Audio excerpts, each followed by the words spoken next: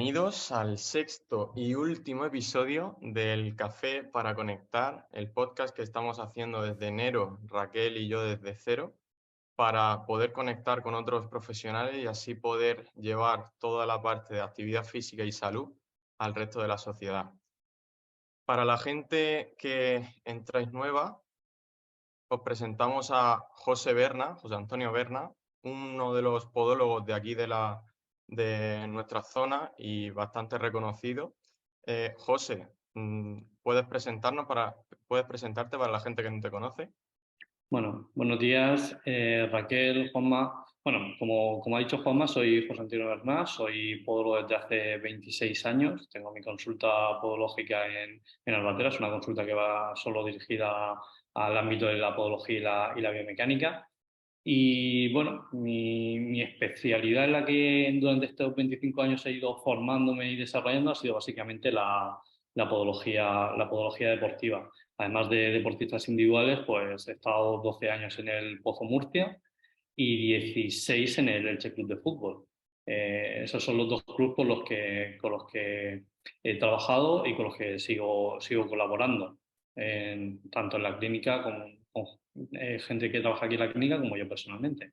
Esa es un poco mi, mi carrera profesional. Y luego tengo una parte docente. Bueno, soy profesor de la Universidad Miguel Hernández y de la UCAM Murcia dentro del grado de Podología. Muy bien. Y como siempre estamos haciendo en todos los episodios, tú nos has presentado tu cara profesional.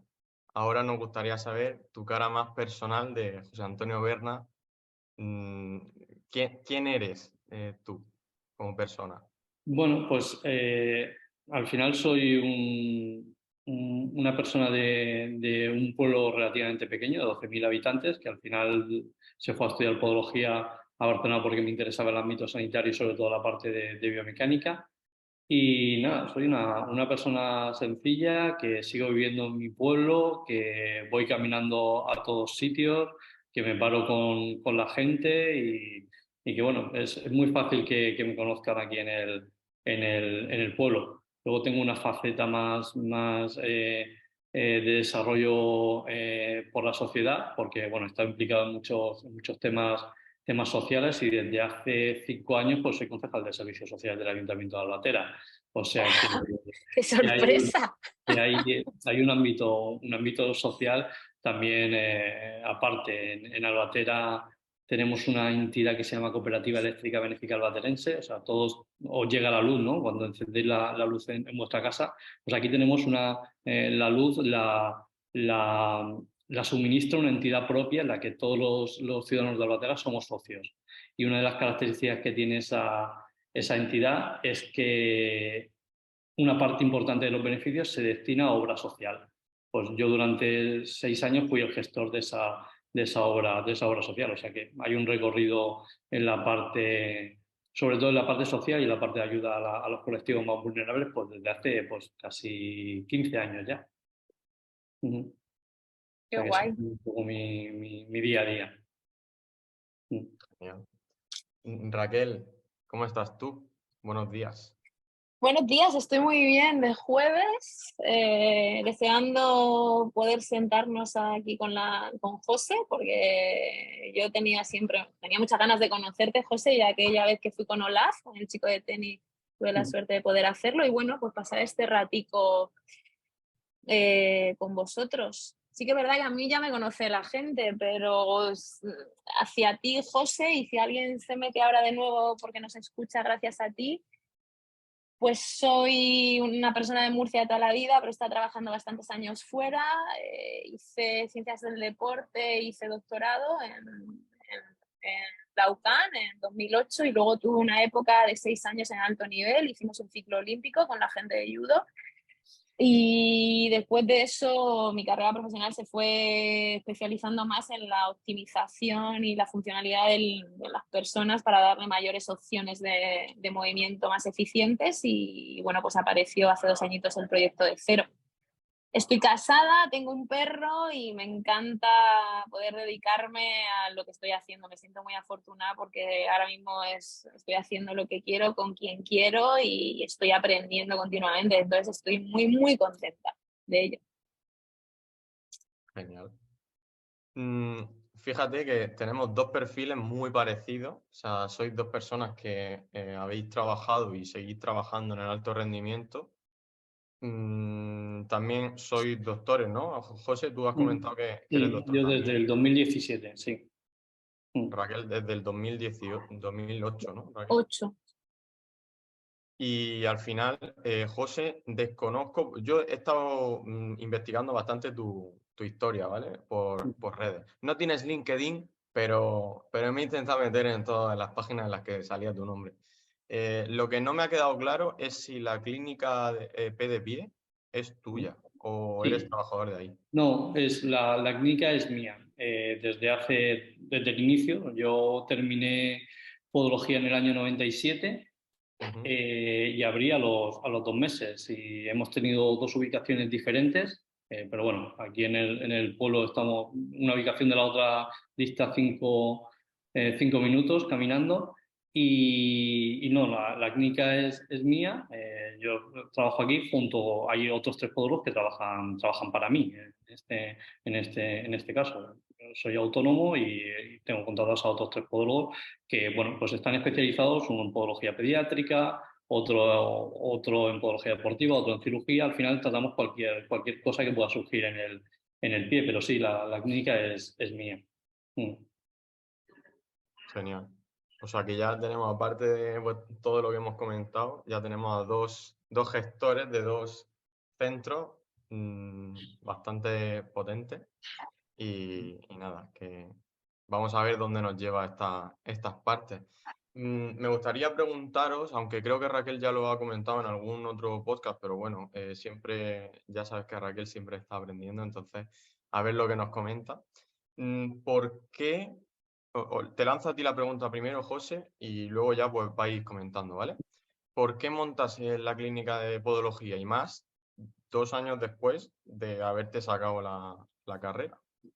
2 meses, ¿no? ¿Has dicho? ¿O 2 años? Sí, sí, sí, yo Dos tenía meses. claro, sí, yo tenía claro, bueno, podología solo tiene una salida profesional real y más hace 25 años, que era la clínica privada.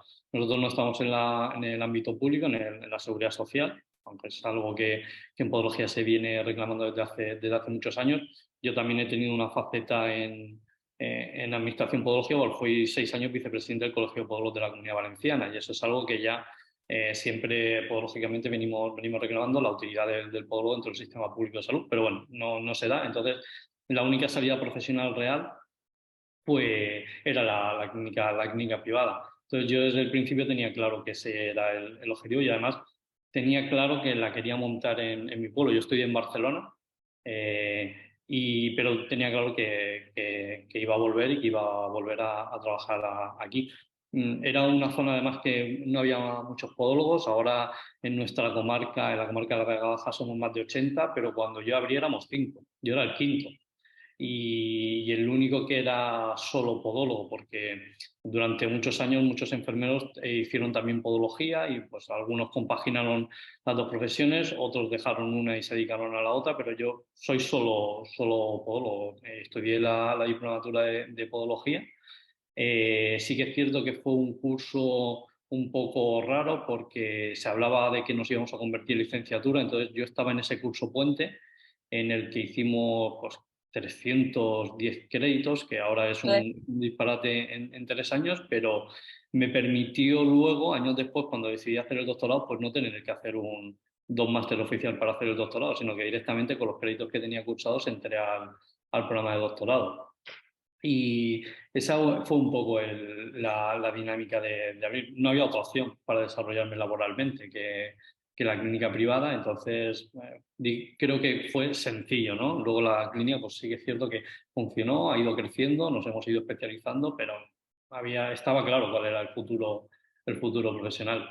¿Y siempre has tenido tan claro que querías focalizarte hacia el pie? Porque me llama la atención, ¿no? Que, o sea, estudias podología, te vas a Barcelona, pues fue una decisión Sí. con cierta racionalidad y a partir de ahí, pues desarrollas tu vida profesional. Si era así, ¿por qué? ¿Por Sí, qué? bueno, yo al final, bueno, como cualquier persona joven, pues está dentro del ámbito del deporte y ves que hay muchos problemas en los pies que no terminan de resolverse. Entonces, mi idea era que podía ser que podía ser un campo que estaba vacío, porque sí que es cierto que no veía mucho. Y también tenía claro cuál era un poco el enfoque que me gustaba, que era el ámbito de la podología deportiva. Yo tenía algún referente aquí que ya era pionero, en Elche, Juan Antonio Sá, que era un podólogo que sigue ejerciendo y que se dedicaba en ese momento a la podología deportiva. Y bueno, pues estuve un par de veces en consulta y dije, bueno, esto creo que puede ser lo mío, creo que me puede gustar. Y ese fue un poco el enfoque. También era una salida profesional buena porque éramos muy poquitos, había muy Ya. poquita gente y hay mucha demanda y todo el mundo utiliza sus pies en el día a día. Entonces, bueno, está claro que va a surgir patología y podemos colaborar a que la gente vaya mejor. Que bueno, y ahora cada vez parece que hay más conciencia, ¿no? Como Mm. que la gente ya se mira un poco los pies y dice, bueno, pues quizá a lo mejor este tipo de calzado o no, o o sea, ¿qué Sí, está pasando? yo siempre digo que hay un centro comercial dedicado al ámbito del deporte que hubo un momento en que hizo una campaña y que puso en el centro de esa campaña los pies. Empezó a preguntar a la gente si era pronadora o supinadora. El Podológicamente no, Decathlon. sí, podológicamente no tiene ningún sentido porque no tiene ninguna afectación el que seas pronador o supinador real. Luego hay otros componentes mucho más importantes, pero sí que es cierto que fue una campaña tan potente, a ellos porque les interesaba vender zapatillas, que al final puso el centro en el pie. Lo que importaba en esa campaña era el pie. Entonces, eso provocó que la gente empezara a pensar, bueno, pues igual en mis pies son importantes a la hora de yo prevenir mis patologías a la hora de hacer deporte.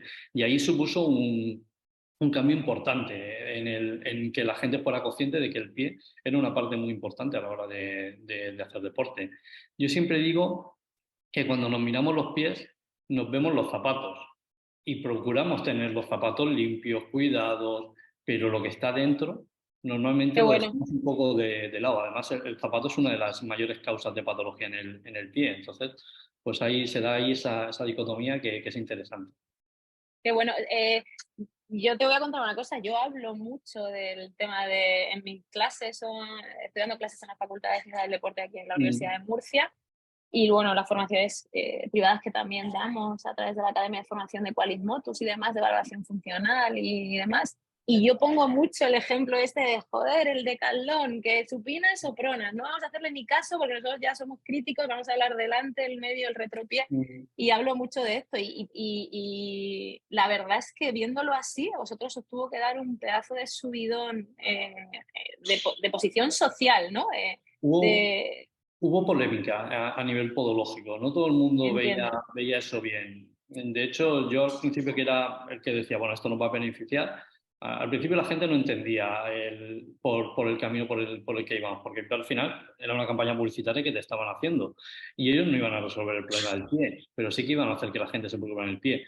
Pero al principio la prescripción del calzado la debería hacer un podólogo y aquí se da una situación en que muchas tiendas hacen una prescripción del calzado sin basar en una exploración biomecánica. Entonces, había ahí un poco de controversia, pero bueno, yo creo que al final se demostró que sí, que era positivo y a la vista está. Somos mucho más podólogos y todo el mundo tiene una conciencia, toda la sociedad tiene una conciencia muy clara de que el pie es importante.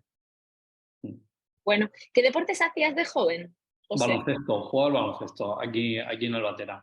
Jugaba al baloncesto durante muchos años, luego cuando fui a Barcelona estuve jugando ahí también el primer año, sobre todo que lo pude compaginar, pero jugaba al baloncesto aquí, en el equipo local. Pues fija, claro, y además ahí en el jugador de básquet, con el tema de pie-tobillo, que tienen todo el rato una alta preocupación o sea, entiendo que Sí. hayas podido generar esa curiosidad de, ostras, pueden Sí. venir muchas cosas también desde abajo, ¿no? O sea Sí, que de hecho mi primera colaboración con un equipo profesional fue con el Lucentro en Alicante cuando estaba en el ACB. Me Lucento. trajeron un jugador de Lucentro, Pepe Sánchez, un internacional argentino que venía de Detroit en aquel momento con una fascitis plantar. Y esa fue la primera colaboración. Yo conocí al médico y fue la primera colaboración que tuvimos con el alto rendimiento. Surgió así, de casualidad.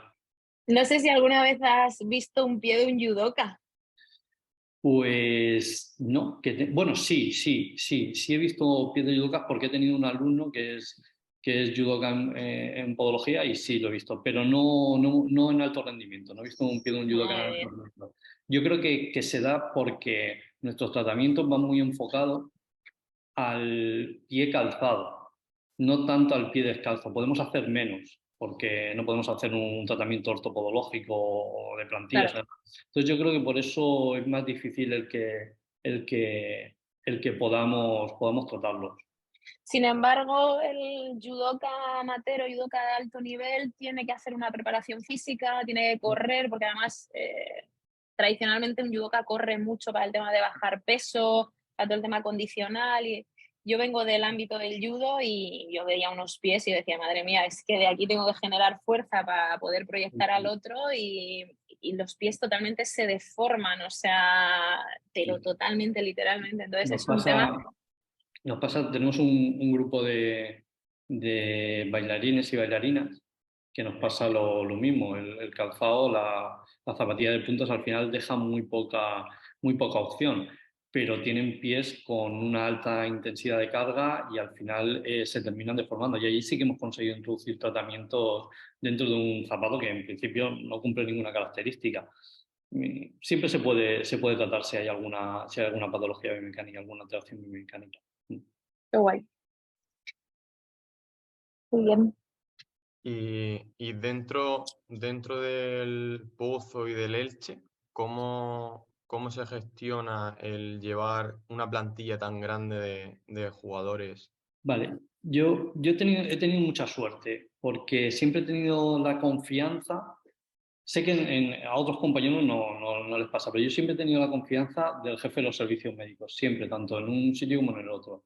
En el Elche cuando entré, pues yo no conocía al jefe de los servicios médicos, él sí porque bueno, me había mandado algún paciente y contactó conmigo, nos entrevistamos y siempre me dieron libertad para yo hacer mis propuestas de tratamiento.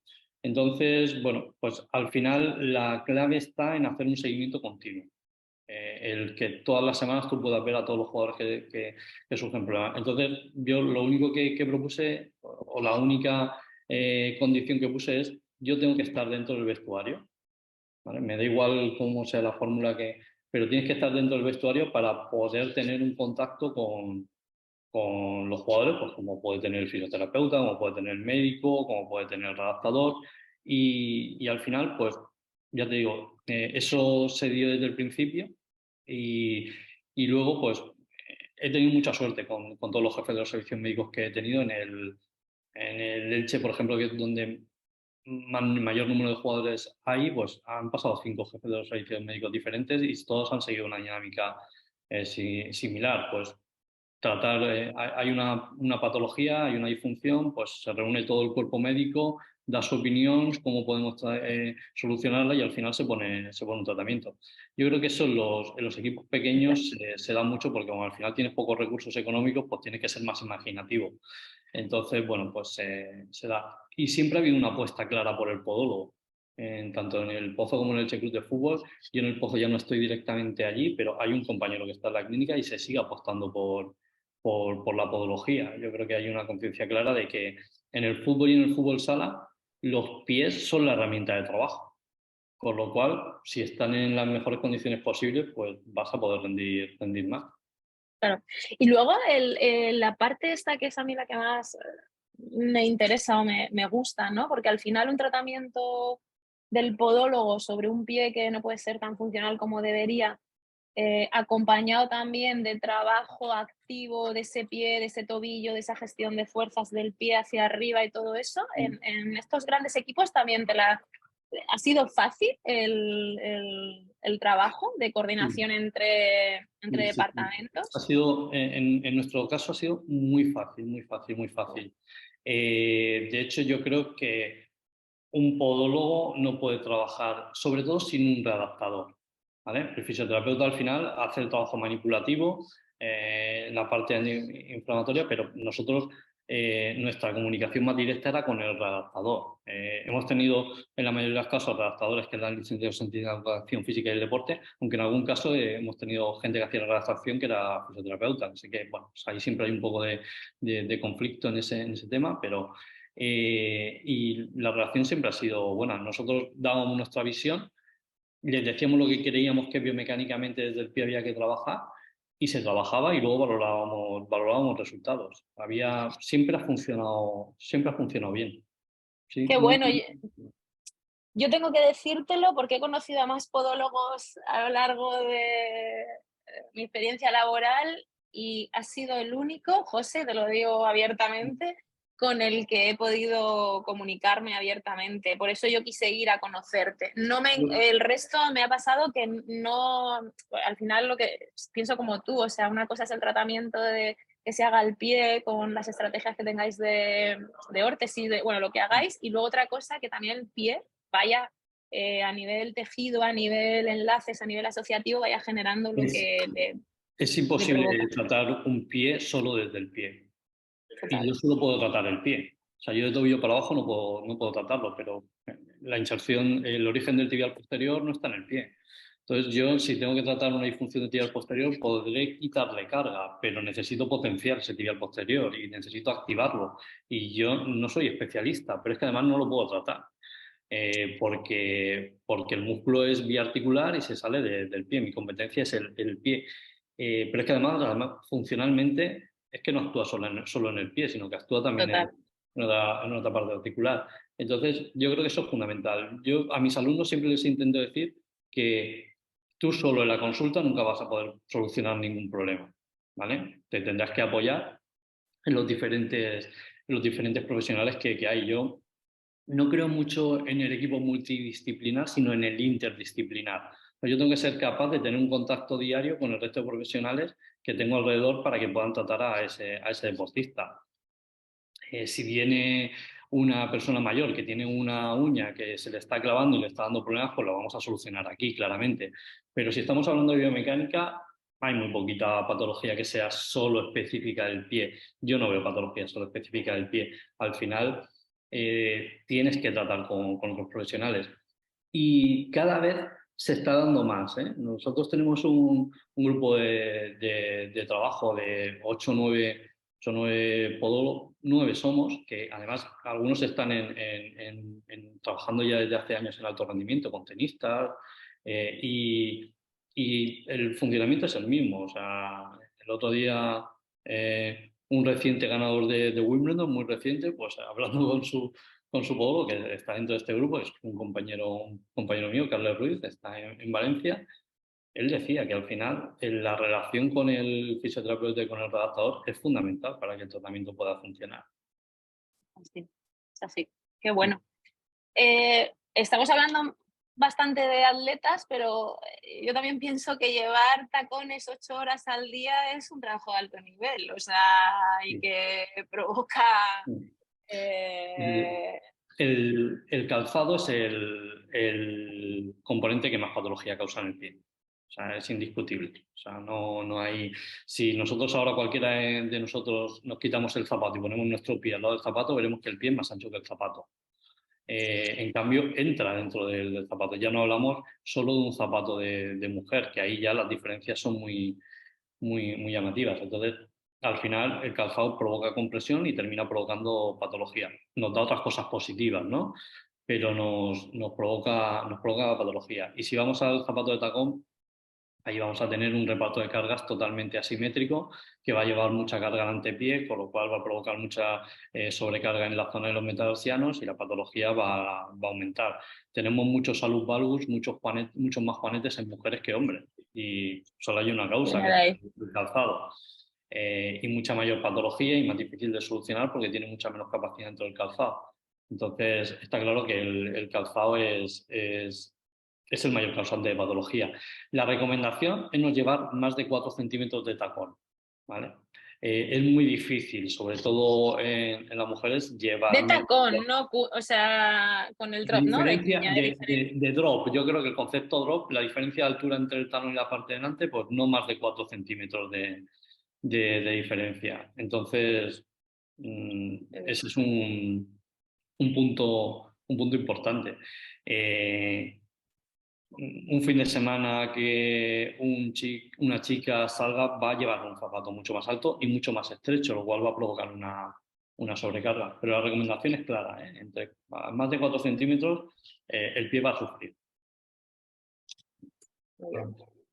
Pues fíjate, ya estamos abriendo el melón de las lesiones, que lo quería yo explorar, porque al final hay mucha gente que nos ha preguntado por las redes en el cuadro que hemos lanzado para las preguntas y respuestas.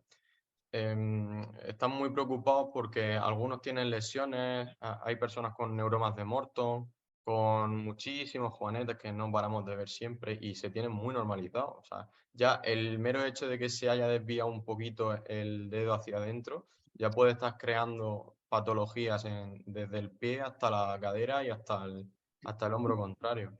Entonces, ¿cuáles son, así muy resumidamente, cuáles son las lesiones hablándote a ti, José, ¿cuáles son las lesiones más frecuentes que has visto en el pie y luego, Raquel, que desde el pie afecten al resto del cuerpo?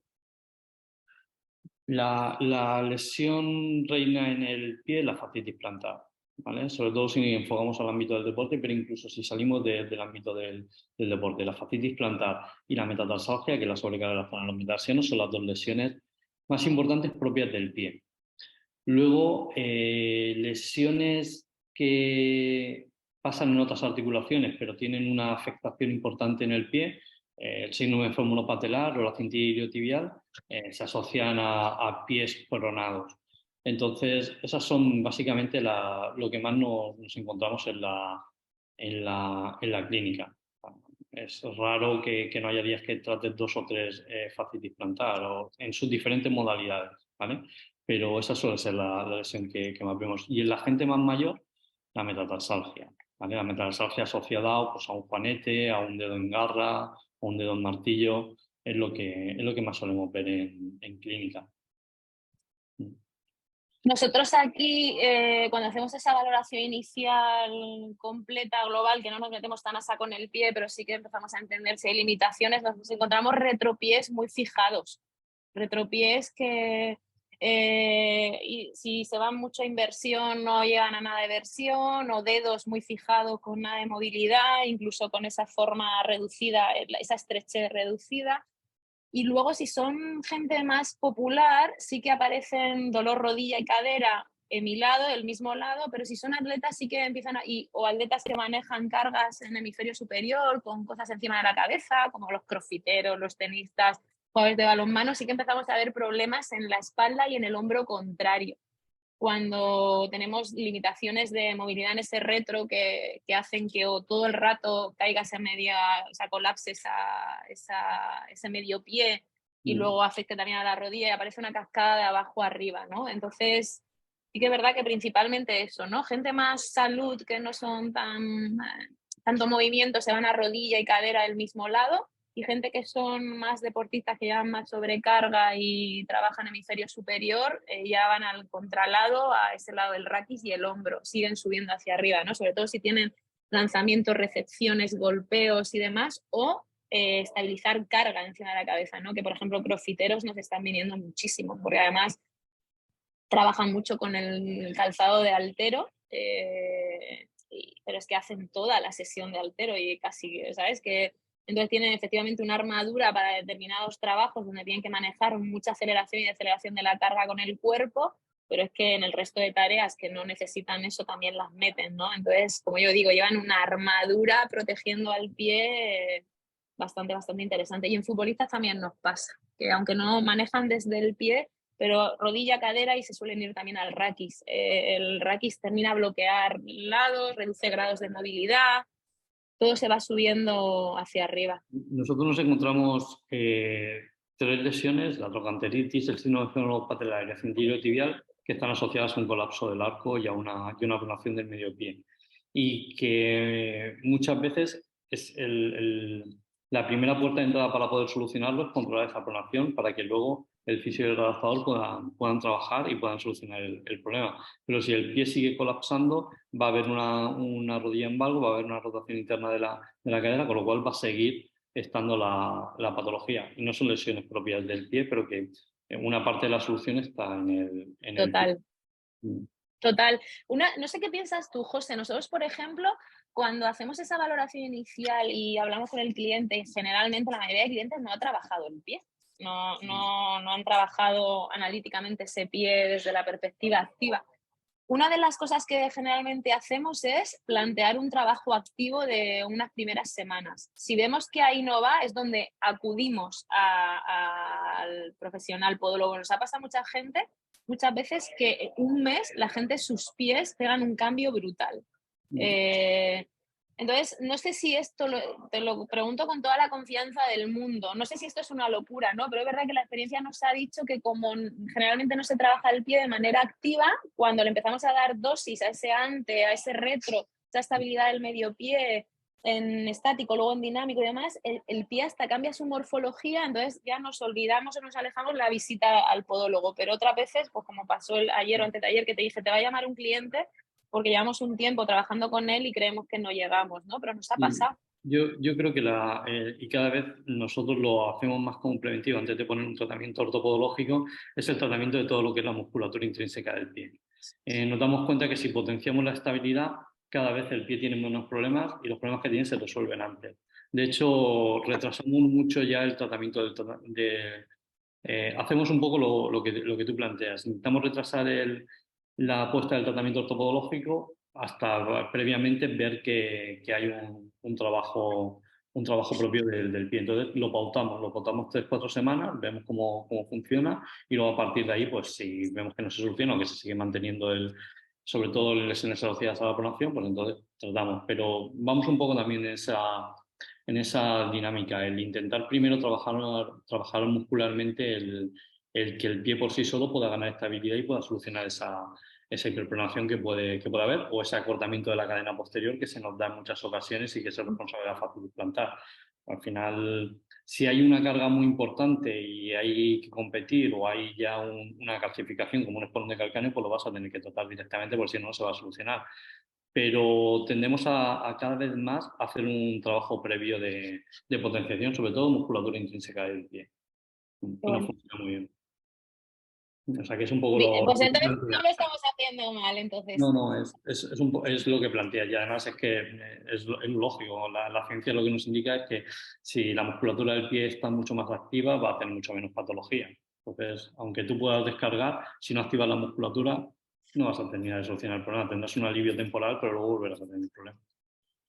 Total. ¿Cuál es el Muy bien. efecto real que tiene un zapato en forma de barco, que siempre lo vemos, el típico de carrera? ¿Cuál es el efecto real que tiene sobre el pie? Para que la gente lo pueda entender. Va a depender un poco de las características del calzado. Yo no creo que haya el mismo efecto o sea, el calzado deportivo, por ejemplo, para corredores no creo que tenga el mismo efecto en todos los corredores. Va a depender un poco de la parte mecánica del pie. Hace unos años no nos planteábamos el drop, por ejemplo, de una zapatilla de deporte y ahora tenemos drop desde 0 hasta 12. Está claro que no se va a comportar igual una zapatilla con un drop 10 que una zapatilla con un drop 0. Entonces, eso va a influir positivo o negativamente en la patología o simplemente en el efecto que puede causar en el pie. Cuanto más bajo es el drop, más trabajo vamos a tener de la cadena posterior.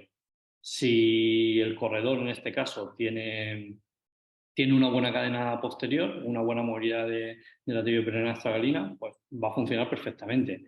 Si en cambio está limitada, lo que va a tener es una sobrecarga continua en esa zona. Entonces, yo creo que es importante saber las características que mejor se adaptan a nuestro pie y a la actividad que queremos hacer. En el fútbol, por ejemplo, uno de los problemas más importantes que nos encontramos es la baja altura del talón respecto al antepié. Aunque cada vez hay más marcas que están haciendo inserciones de 4 o 5 milímetros en la zona del talón para que ya tengas un poco de drop, pero aún así la cadena posterior es la que más sufre en el campo de fútbol. Entonces, depende del calzado, va a tener un efecto u otro, porque el paciente o el atleta en este caso también va a tener unas necesidades. Entonces, yo creo que el conjunto, el que se puedan alinear perfectamente tanto el calzado como la biomecánica del pie, lo que va a hacer que el atleta se lesione menos y que pueda funcionar mejor. Yo hace mucho tiempo, bueno, hace unos años hice una formación de Emily Sichal, que es una podóloga americana, no sé si la conoces, y que tiene la de Barefoot Training, de Foot to Core. Hice primero y segundo nivel, la verdad es que a mí me abrió la mente. Por eso nosotros en el sistema de trabajo de cero, el pie, de una forma global, entra dentro para ver el comportamiento, ¿no?, en el movimiento de la persona. Pero yo recuerdo que ella decía que al final, a la hora de elegir un calzado, es un símil que se me quedó muy grabado y a día de hoy todavía a veces me lo cuestiono, ¿no? Y me gustaría saber tu opinión. Ella decía, es mucho mejor coger un calzado adaptado como si fuese un guante al pie que no coger un calzado que te dé al pie lo que no tiene. La primera recomendación que nosotros hacemos es que el zapato sea cómodo. Cuando vamos a comprar unos zapatos siempre nos lo probamos, ¿no? Y queremos que, pues eso es la primera... Perdona, José, es que tengo que decir esto porque mira, mi pareja, que esto lo escuchará, yo siempre digo, si yo me pruebo un calzado y me hace daño, me molesta el primer día, yo no quiero ese calzado. Y ella siempre me dice, Raquel, por favor, los zapatos o el calzado nuevo siempre molesta las primeras semanas. Y digo que no, que yo me niego y es como un mito que hay ahí de, no, si el primer día ya me molesta, yo no quiero llevar ese calzado mucho más, ¿no? Hay un investigador canadiense que se llama Ben O'Neill, que bueno, tiene mucho publicado sobre todo sobre calzado, ha trabajado para diferentes marcas, pero luego a nivel individual también ha publicado mucho. Y él siempre tiene un estudio que lo hizo con militares, en los que exploraba biomecánicamente. Él decía que trabajaba siempre con militares porque era lo más fácil. Él los cogía, les decía lo que tenían que hacer y siempre cumplían lo que tenían que hacer. Entonces, cogía a 2.000 militares y les daba a probar 3 zapatos y les decía que eligieran el que más cómodo les resultara. Y luego a la otra mitad les hacía la exploración biomecánica y les daba el calzado que más se adaptaba a la exploración biomecánica que él había visto. Bueno, lo típico, calzado neutro, pronador, para controlar la pronación o controlar la suminación. Después de 6 semanas de instrucción, se lesionaban un 33% menos los que habían elegido el calzado cómodo que los que se les había asignado el zapato, ¿vale? O sea que está claro que el confort es lo primero que tiene que determinar que el zapato sea el que tienes que elegir. A partir de ahí, pues entran todas las variables biomecánicas porque el calzado cada vez se ha especializado más. Hace unos años tú te ibas a correr, cogías unas zapatillas, te las ponías y corrías y te Ya. lesionaba lo mismo que ahora. Ahora cuando vas a comprarte una zapatilla para correr, te planteas muchas cosas antes de ir a la tienda. Al final es una estrategia comercial también que tienen las marcas para que estén más predispuestos y que se puedan diferenciar unas de otras. Si no, al final daría igual cuál te pones. Y sí que es cierto que yo pienso que se ha complicado todo un poco más, ¿vale? O sea, ahora hay zapatillas que para determinados deportes, para determinada actividad deportiva y para determinados atletas pueden ser perjudiciales respecto a otras. Pueden causar una patología simplemente porque ha hecho una mala elección del calzado, cuando eso 15 años no pasaba, porque todas más o menos cumplían unas mismas características. Pero el calzado tiene que ser cómodo, si no, te causará problemas, seguro. ¿Y piensas, como decía Emily, que sea como un guante para el pie? Sí, sí, es la primera característica. A ver, el pie está preparado para soportar cargas, ¿vale? Lo que hay que dejarlo es que también pueda ejecutarlas. Si es muy rígido y molesta, el pie va a hacer movimientos anómalos. De hecho, yo creo que todos se nos ha metido una piedra en el zapato y hasta que no la hemos podido quitar, hemos cargado el otro pie y hemos ido huyendo y al final pues estamos haciendo un trasvase de carga. Pues esto es parecido. Y yo creo que es fundamental que el calzado se adapte bien a las características del pie. No hay un zapato a medida, al final las hormas son estándar, entonces hay hormas que te van a venir mejor y van a ser más cómodas y otras que no. Eso también es importante que lo vayamos probando. ¿Y cuál es tu perspectiva sobre entrenar descalzo? Voy a matizar, ¿eh? Porque entrenar podemos hacer 1500 cosas, ¿no? Pues es esa moda que hace 10 años, 8 o 10 años del correr descalzo. Nosotros, por ejemplo, sí que tenemos una parte del entreno hasta que el tejido se va adaptando que es descalzo, pero luego cuando ya empieza a haber gran impacto, grandes cargas, pues se calza la persona. Pero bueno, pues saber un poco tu opinión sobre ello. El trabajo de la musculatura propioceptiva o propia del pie que hemos hablado antes, como mejor se hace descalzo, con lo cual la respuesta es clara. Si hay impacto, va a haber un impacto fuerte, interesa que el pie vaya protegido, si no, yo creo que el trabajo descalzo es muy útil. De hecho, nos permite adaptarnos mejor al terreno, el ir adaptando descalzo, con lo cual generamos una mejor respuesta de la musculatura del pie cuando se da una situación de inestabilidad, por ejemplo. Entonces, yo creo que ese planteamiento es el correcto. Además, nosotros en los clubes en los que trabajamos intentamos cada vez más introducir partes del entrenamiento en las que se trabaje descalzo. En el césped es fácil, pero intentamos ya introducir que haya un trabajo descalzo, previo a colocarse los zapatillas y luego la bota para trabajar estabilidad, para trabajar propiocepción, para trabajar musculatura intrínseca del pie. Entonces, yo creo que es fundamental y yo creo que es algo que ya está muy admitido en el ámbito del deporte. Yo creo que está muy admitido que es necesario el trabajo sin calzado. Yo he tenido, no sé, creo que a lo mejor 6 o 7 gimnasios o centros deportivos que me han echado por descalzarme, ¿no? Hace unos años. Sí que es verdad que ahora aquí en Cero, que estás invitadísimo, José, si algún día vienes por Murcia y te apetece conocer nuestra instalación, el cliente entra, se cambia en el vestuario y sale sin zapatillas, porque siempre la primera parte del entreno, a veces todo el entreno, pero principalmente la primera es descalzo, descalza. Y es cierto que en algún momento nos hemos encontrado algún cliente que le ha costado entenderlo, pero ahora es como súper normal y le justificas, ¿no? Lo que estamos hablando, la facilidad para generar propiocepción, para percibir presiones, para hacer un pie mucho más rico en la fuente de información, y la gente luego está encantada. Pero a mí me han echado un montonazo de veces de centros deportivos por entrenar Pero yo descalzo. creo, pero yo creo que no es por la parte de que sea óptimo en el trabajo deportivo, que yo creo que eso está claro, sino yo creo que es más una sensación de inseguridad, una sensación de inseguridad respecto a la salud, ¿no? Me voy a contagiar algo y no se contagian tantos hongos en los gimnasios, ¿eh? Es casi lo contrario. O sea, al final cualquier infección la vas a coger lo más normal en casa. Yo creo que debe de ser esa sensación, ¿no? De que voy más protegido y no le pasa nada al pie, pero más en ese sentido, en un sentido de un papiloma vírico o de hongos en las uñas de los pies, cuando al final, si tienes un pie limpio, es muy difícil que te vaya a colonizar un hongo. O sea, si te secas bien después de la ducha, si te lo dejas húmedo y te lo metes en el zapato, ahí has ganado muchos puntos, pero si tú te secas bien, no suele haber muchos problemas. Y creo que puede venir por ahí a lo mejor. Yo creo que la utilidad y lo positivo que es el poder trabajar descalzo, yo creo que eso está fuera hay mucha evidencia científica ya al respecto, o sea que no hay discusión.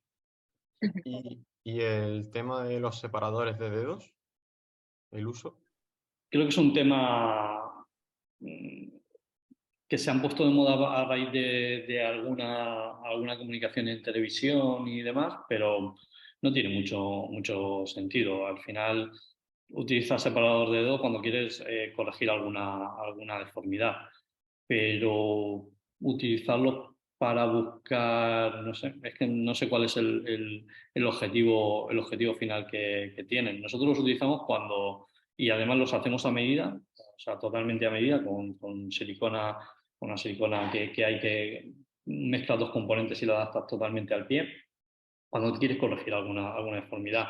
Yo para el día a día no lo veo, no creo que tenga ninguna utilidad. Yo Ni lo creo digo que Ya, sea útil. Yo lo digo porque personalmente los usé hace ya 2 añitos o así y me empezaron a ir bien. Lo que pasa es que ya era como usarlo hasta sin estar entrenando, que Mm. estabas a lo mejor en casa, tumbado en el sofá y los tenías puestos. Mm. Yo, Ah, yo creo que al final nuestro pie es un órgano, es una estructura casi perfecta y los dedos se tensan y se juntan para que nuestro brazo de palanca aumente y podamos tener mucha más fuerza. Si lo separas, pues yo creo que estás perdiendo potencia a la hora del despegue. Entonces no le veo mucho sentido. Si tienes unos dedos en garra y quieres utilizarlos como preventivo, bueno, habría que ver la evidencia científica que hay en eso, pero yo creo que al final nuestros dedos se juntan para hacer de brazo de palanca. El primero se separa para buscar estabilidad y segundo, tercero, cuarto y quinto se juntan para hacer brazo de palanca y ahí está parte del Fases éxito. propulsivas. Sí, Claro. pero por ejemplo, en tejido que a lo mejor tienen cierta adaptación funcional, no estructural, por el tipo de calzado, acompañada con un trabajo activo, eh, ese separador de dedos de forma puntual en esa fase inicial, ¿no puede quizá ayudar para fases de estabilidad? No te digo fase propulsión.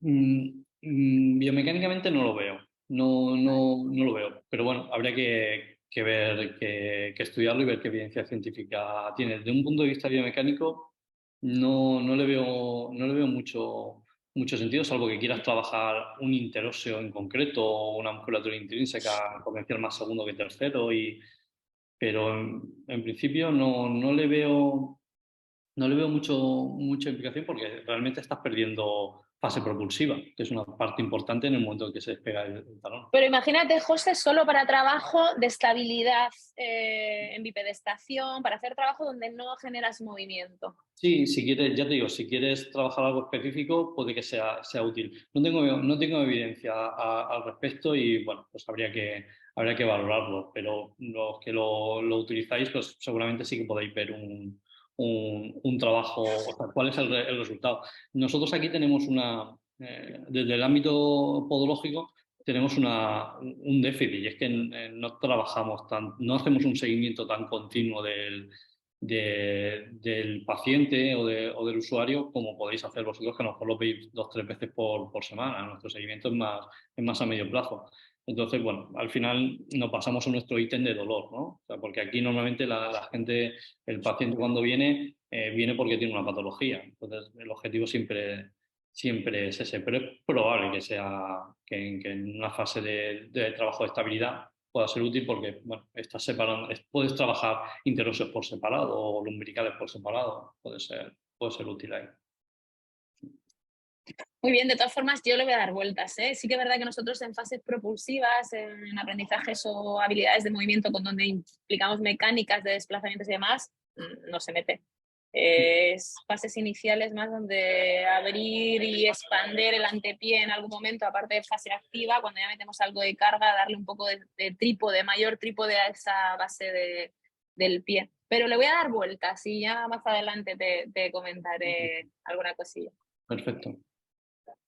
Muy bien, me gustaría ahora pasar a la parte de preguntas y respuestas, que hemos ido respondiendo algunas de ellas a lo largo de la temática, pero bueno, que hay algunas específicas que sí que pueden ser interesantes. Partimos con la primera, que es ¿cómo entrenar con un pinzamiento en el neuroma de Morton? Vale, tenemos que ver la causa primero de por qué está el neuroma de Morton. Nuestro criterio cuando hay un neuroma de Morton es una parte neurológica, hay una compresión del nervio, por lo cual nosotros siempre recomendamos ser eficientes y es infiltrar. Es la única vez en la que nosotros, como primera opción, recomendamos infiltrar, porque vas a conseguir que el nervio pierda sensibilidad, la inflamación va a bajar y puedes entrenar al día siguiente. Nosotros hemos tenido un caso de un jugador de fútbol, estoy hablando en primera división, que no se quería infiltrar. Él no quería infiltrarse. Entonces colocamos un soporte plantar que elevaba la zona de los metatarsianos, separaba el espacio intermetatarsal y jugó temporada y media prácticamente casi sin dolor. No te digo sin dolor, porque dentro de la bota es difícil, pero prácticamente sin dolor. Al final de la temporada decidió operarse, se operó y se acabó el problema, pero es el único caso. Si tienes que entrenar con neuroma de Morton, pues hay que separar el espacio intermetatarsal.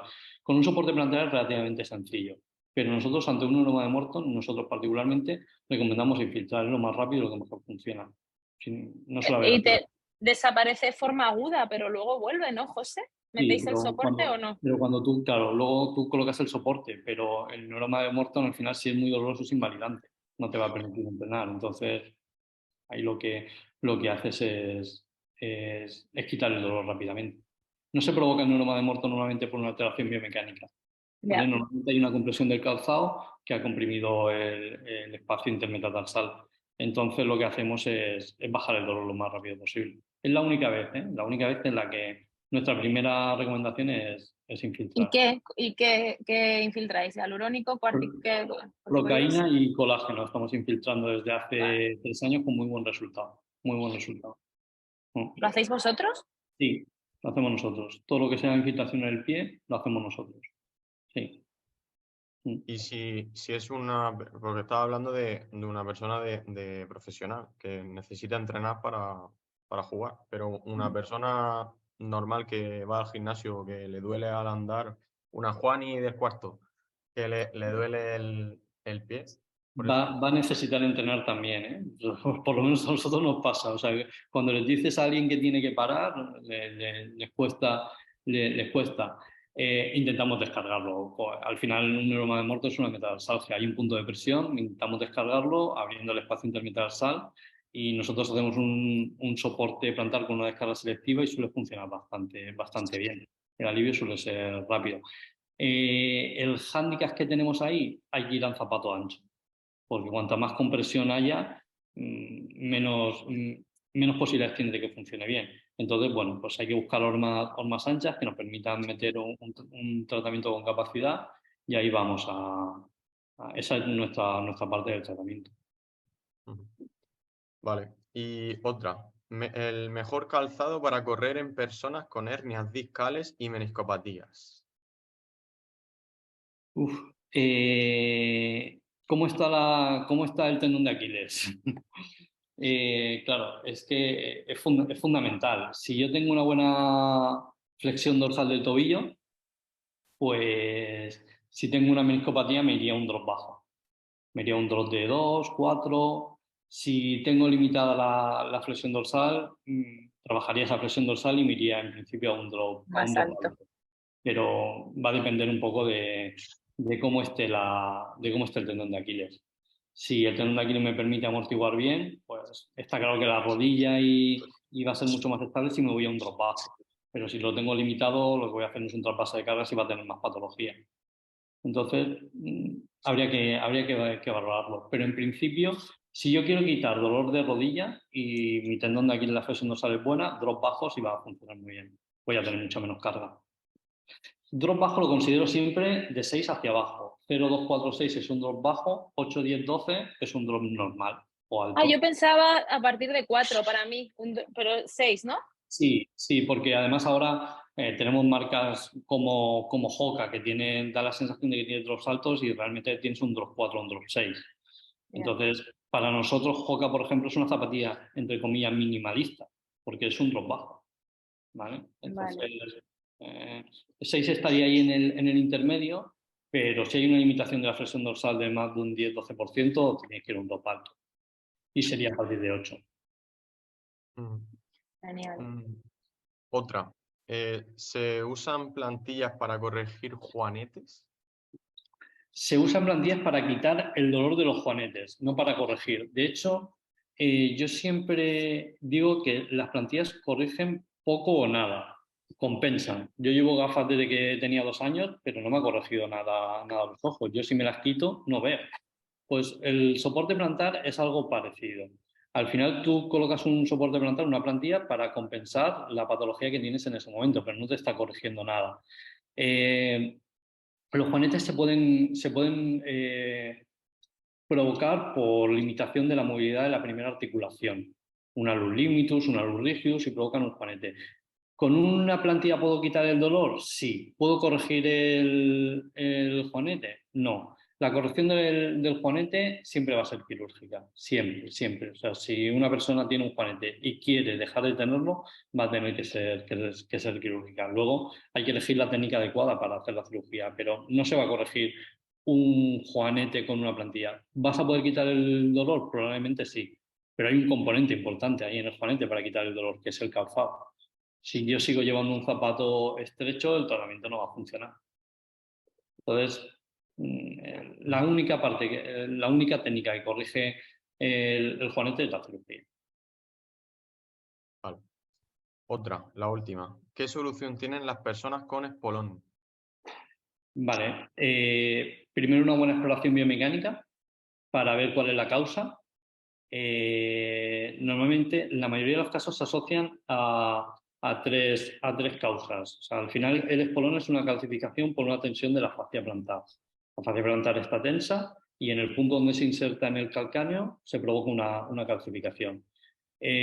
Nosotros no la encontramos casi siempre por arcos colapsados, pies que pronan, que en estática son normales, pero que cuando caminan tienden a pronar, por acortamientos del tendón de Aquiles y por una rigidez de la primera articulación metatarsofalágica. Ahí también nos encontramos mucha tensión por la parte más distal de la fascia.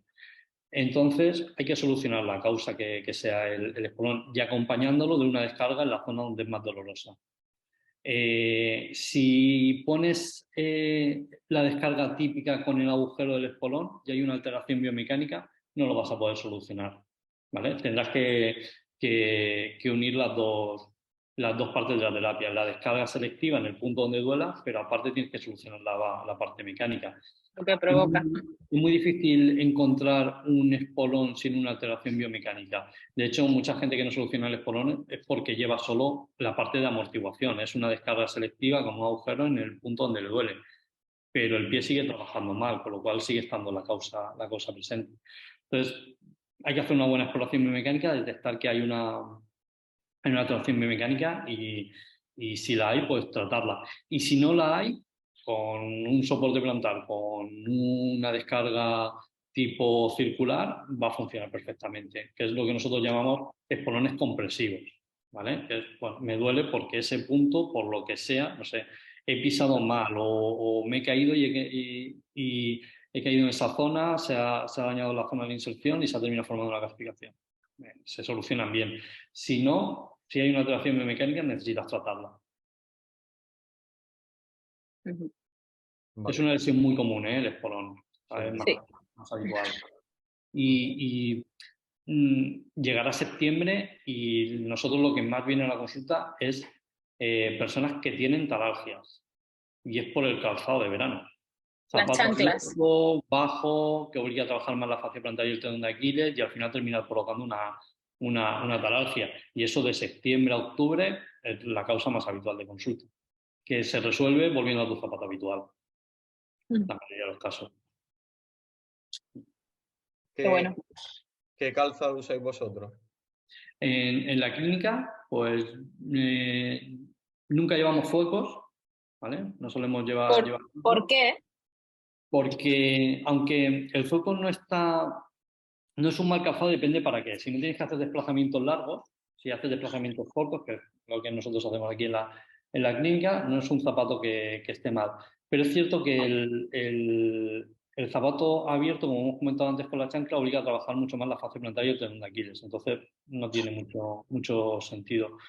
Entonces, yo suelo utilizar siempre zapato cerrado, tipo deportivo. Como tengo un acortamiento además de la cadena posterior, pues llevo un drop alto. Muy bien. Y ese es ¿Y es ¿eh? tipo minimalista? No. De tipo Vibram Finger, por Ujú. ejemplo, no. Llevo un deportivo normal. No estoy en contra del calzado minimalista, ¿eh? Creo que para gente que tiene la cadena posterior bien, le funciona muy bien. Y creo que incluso los drops bajos pueden ser beneficiosos, ¿vale? Pero ¿No te depende gusta? de la parte mecánica del pie. Es que al final, Bien, claro. claro, las recomendaciones generales aquí no sirven, porque va a depender de tus características el que se te adapte mejor un calzado u otro, ¿vale? Los Vibram Finger me parece una buena zapatilla para estar por casa. Para correr le veo alguna complicación, ¿vale? ¿Y otras zapatillas que no sean Five Finger? Que sean, bueno, para los que Altra no conozcan, o para los Altra. que no con- Sí, Sí, pues, lo mismo, si la cadena posterior está bien, me parece una buena opción. Si yo tengo un tendón de Aquiles que hace más de 10 grados de flexión dorsal, utiliza el calzado que quieras. Es que no hay... eso es lo que me marca el que sea un calzado u otro.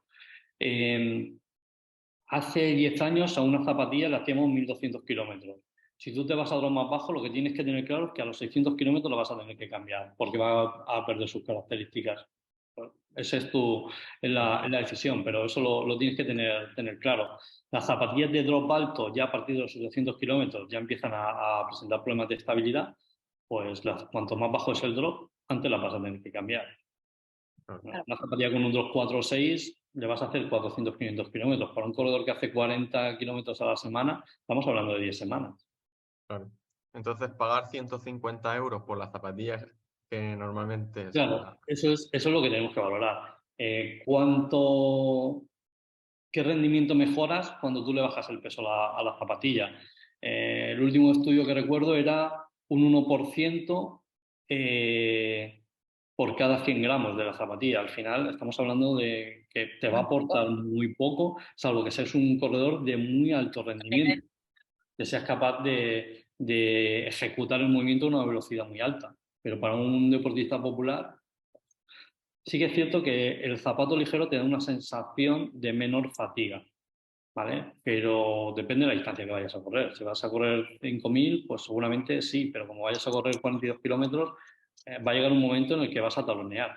Hay un estudio que no sé si conocéis en el que estudiaban a maratonianos profesionales en pruebas de alto rendimiento y, y buscaban cuál era el primer contacto del talón contra el suelo, talón, medio pie o antepié. Más del 76% hacían un contacto con el talón. O sea, y estamos hablando de alto rendimiento. O sea, Y no... maratón. ¿Al principio de la maratón o media Sí, final sí, de la sí. maratón? La medición se hacía a los 10, a los 21 y a los 30 kilómetros. Y al final.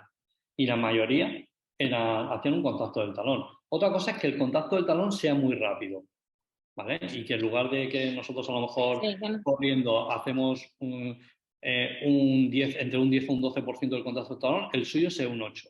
Pero hacen un contacto del talón. ¿Por qué? Pues porque la amortiguación es mucho mejor y vas a absorber mucho más impacto. Lo que pasa es que son capaces de ir tan rápido que el contacto del talón son Es milésimas. mínimo.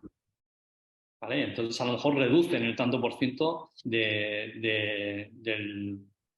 del tiempo que está el talón en contacto con el suelo. Pero había un 76% en hombres y un 79% en mujeres de maratonistas de alto rendimiento que hacían un contacto con el talón. ¿Vale? Y Luego también hay... depende, también es cierto que hay una variable bastante independiente, que es la mecánica que tengan o la autoorganización que tengan de toda esa pelvis, de esa postura en dinámica, o sea, la generación que por supuesto Sí, afecta, ¿no? el Pero anterior está claro, El anterior recordman del mundo de maratón, Kimeto, era un talonador puro, con un contacto del talón altísimo. Y tuvo 4 años el récord del mundo de maratón. Kipoche ahora es todo lo contrario. Tiene una técnica muy de medio pie y antepié. Pero claro, es capaz de moverla a 22 kilómetros con por una hora. frecuencia mayor, claro. Claro, tiene 182 pasos por minuto. Es muchísimo mantener eso en 42 kilómetros y lo mantiene. Entonces, bueno, al final la parte eh, física, estructural, genética, pues te hace. Pero Kimeto, por ejemplo, era un taloneador puro, puro, puro. Muy taloneador, con un porcentaje alto de contacto Sí, del. y una elipse muy elevada también que le permitía que al final generase la propulsión en la fase aérea para absorber luego en el contacto, que Sí, también, por eso, en un corredor mucho más alto también. Entonces, eso al es. final hay muchas características que influyen. Por eso las generalidades muchas veces no mm, provocan que, bueno, que compres una zapatilla muy reactiva, que ahora está muy de moda, pero que tu musculatura no No esté estoy preparada. preparada para absorber esa energía. Entonces te provoca la lesión. Bueno, antes no me lesionaba. Ya, pero es que estás utilizando una zapatilla que tiene unas características muy particulares. Y eso también es importante. Total, que yo diría mucho a la gente que nos pueda escuchar que efectivamente el calzado es importante, pero sobre todo quién eres, cuánto corres, cómo corres y cómo estás preparado para correr al ritmo que te gustaría o eso Hay también un, es hay clave. un podólogo inglés que se llama Simon Spooner que él siempre dice que la gente no se lesiona porque corre. Los corredores se lesionan por correr. no porque tengan sino porque corren. Dice, esta persona antes no corría y no se lesionaba, y se ha puesto a correr y se ha lesionado, ¿no? Mi hermana es pediatra. Mi hermana nunca se había lesionado y se puso a correr y como tiene un pie valgo, pues desarrolló un síndrome de este tibial, una periostitis. Ella tenía su biomecánica era la misma en su consulta en su centro de salud que cuando corre. Pero cuando corre, pues hay más impacto y al final eso es lo que te provoca que te lesiones. Hay que controlar los impactos. Nosotros siempre decimos que correr no te entrena, ni hay que entrenar para correr y alejar. Efectivamente, cuanta más exposición tengas a la práctica de impacto, mayor probabilidad tienes de que pueda aparecer algo por estrés acumulado, mecánico o demás, pero que tenemos que entrenar para correr, porque nadie nos enseña, José, a correr. Nosotros que venimos del mundo de la ciencia del deporte, la carrera es una habilidad que requiere una economía de carrera altamente justificada por la evidencia científica, pero nadie te enseña ni te prepara las estructuras, porque una cosa es el aprendizaje mecánico y otra cosa es que tus estructuras estén preparadas para poder hacer eso, ¿no? Entonces, nosotros aquí en Cero metemos muchísimo trabajo en fases de aprendizaje de mecánicas y luego de capacidad a las estructuras para que puedan llevar a cabo esas mecánicas, ¿no? Porque es clave para que se encajen esas piezas en el puzzle y la gente pueda desarrollar esos esfuerzos de la manera más disfrutona, ¿no? Más, que no cada 6 meses, periostitis, fascitis, rotuliano, ¿no? Que va subiendo hacia arriba todo ese estrés que no se gestiona en la carrera. Sí, así es. Qué guay, qué guay. Juanma, ¿cómo vamos? Muy bien. Estamos Vamos terminando ya. en time. ¿Qué libro o canal de YouTube o influencer recomendaríais que hable sobre el mundo del pie o sobre el entrenamiento y el trabajo del apoyo? En podología no hay, no hay mucho en el ámbito podológico que esté desarrollando a nivel popular. Hay formación podológica, ¿vale? Hay gente que está haciendo muchas publicaciones muy buenas a nivel podológico, pero a nivel popular con información estamos empezando. De hecho, en el próximo Congreso Nacional de Podología, este año, bueno, siempre se hace en octubre, hay una mesa redonda sobre redes sociales. Porque, bueno, pues se está para ver qué es bueno y qué es malo, ¿no? Porque al final sí que empiezan a haber influencers en el ámbito del calzado, por ejemplo, en el ámbito de la podología pediátrica, del calzado infantil, Neus Moya tiene muchísimos seguidores y hace una información muy veraz, tanto desde un punto de vista podológico como de recomendaciones. Pero fuera de eso todavía estamos un poco empezando en ese camino. Entonces no me atrevería todavía a recomendar qué seguir y qué no seguir, ¿vale? Yo soy todavía de los que creo que hay que leer mucha revista científica para tener una información veraz.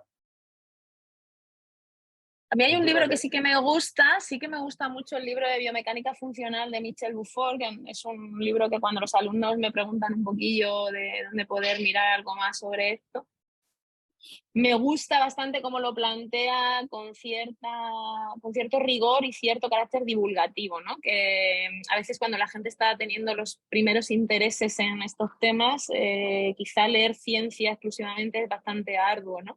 Entonces, Michel Bufford me gusta bastante, es alguien que yo también en mis principios, cuando tenía muchísima curiosidad, y habla mucho también de todo el miembro inferior desde el pie. Y luego, bueno, a mí me abrió mucho la mente en su momento de Emily Sichel. Es verdad que ahora está en otras cosas, pero sí que me abrió mucho la mente de ese concepto desde el pie hacia el centro del cuerpo, ¿no? Foot to core, de que empezamos a generar estabilidad desde abajo, ¿no? Y la conexión que tiene hacia arriba es algo interesante. Pero creo que ella no está ejerciendo formaciones y creo que se ha ido a un tema de alfombras para trabajar todo el tema propioceptivo y demás. Muy bien. ¿Dónde vais a viajar este verano?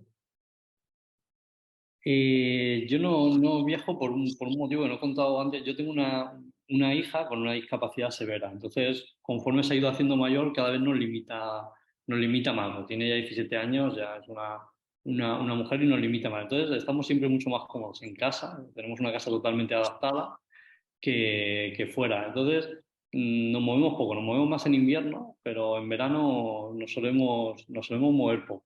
Podemos mover poco por ese motivo, porque cada vez es cuando estamos de vacaciones y cuando podemos pasar tiempo juntos, entonces el moverte siempre supone una mayor problemática. Entonces no solemos mover, o sea, yo soy de la comarca, o sea, viajo a la playa o voy a ver a mis padres que están en la playa y luego en casa, o sea que suelo estar aquí.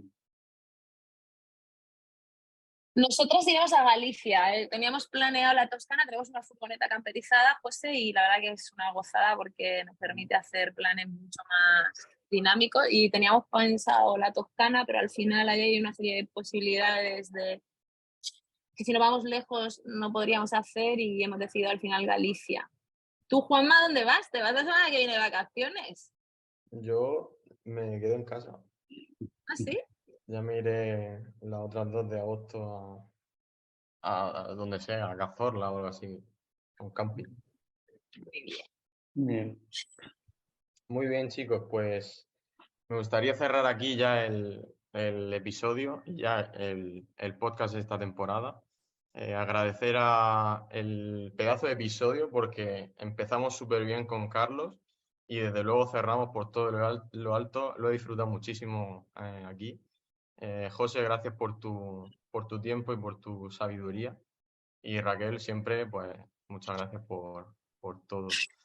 Si tenéis algo que decir para la gente que nos esté escuchando, pues adelante. Yo gracias por la invitación a participar y nada, simplemente a la gente que nos ve, pues que se fije en sus pies, ¿no? Que se fije en sus pies, que al final muchas veces, viendo cómo se comportan nuestros pies, pues nos da mucha información sobre lo que tenemos que hacer, que al final son inteligentes, ¿vale? Y nos van dando señales de por dónde tenemos que ir.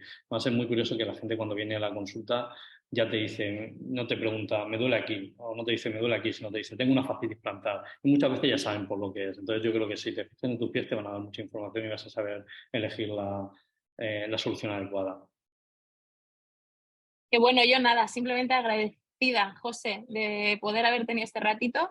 Me encanta aprender, he cogido aquí mis apuntes escuchándote porque creo que al final has dado perlitas bastante interesantes. Y nada, que cualquier cosa, nosotros estamos aquí a tope queriendo ayudar a la gente y siempre que lo necesitemos derivaremos a gente tan profesional como tú, que además cree en el trabajo transdisciplinar y que nosotros estamos en esa línea. Un abrazo enorme y que tengas un súper feliz verano. Igualmente, muchas A gracias. ti y a todos los espectadores. Eso es, un Chao. abrazo a todos. Chao, chao.